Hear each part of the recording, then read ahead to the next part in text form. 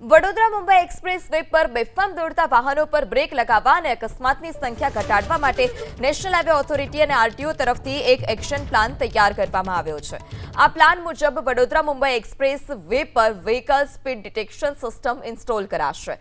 National highway ઓથોરિટીના સૂત્રો મુજબ express way પર હવે 120થી વધુની ગતિએ વાહન દોડાવશે તો સીધો જ 1500 રૂપિયા એટલે કે 1500 રૂપિયાનું ચલાણ કપાશે।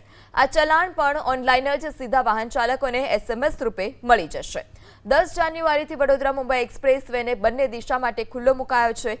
8 લેનના એક્સપ્રેસ વે પર બંને દિશામાં વાહન ચાલકોને સ્પીડ અંતર નહીં જાળવતા 5 મહિનાના ટૂંકા ગાળામાં જ 60 જેટલા અકસ્માત થયા છે। 10થી વધુ નાગરિકોએ જીવ પણ ગુમાવ્યો છે। ત્યારે આ અકસ્માતની વણઝાર પર બ્રેક લગાવવા માટે નવસારીના ગણદેવીથી વડોદરા સુધી એક્સપ્રેસ વે પર વ્હીકલ સ્પીડ ડિટેક્શન સિસ્ટમ લગાડવામાં આવી છે। પ્રત્યેક 10 કિલોમીટરે સ્પીડ ચકાસવા બંને દિશામાં 10-10 કેમેરાઓ લગાડવામાં આવે છે। જોકે 10 કિલોમીટરની એક એન્ટ્રી પર 1500 રૂપિયા ચલણ આવ્યા પછી બીજી એન્ટ્રી પર પણ આ જ સ્પીડ યથાવત રહેશે તો બીજો 2000નો દંડ વસૂલાશે।